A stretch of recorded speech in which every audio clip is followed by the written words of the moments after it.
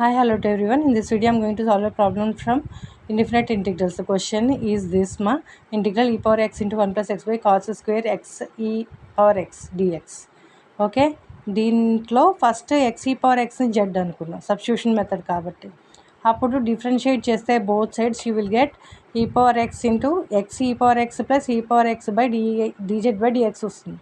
అప్పుడు ఈ రెండింటిలోంచి ఈ పవర్ ఎక్స్ కామన్ తీస్తే x plus 1 d x is equals to, అంటే డిఎక్స్ని అదర్ సైడ్ తీసుకొస్తే ఇట్ మల్టిప్లైస్, సో డీజెడ్.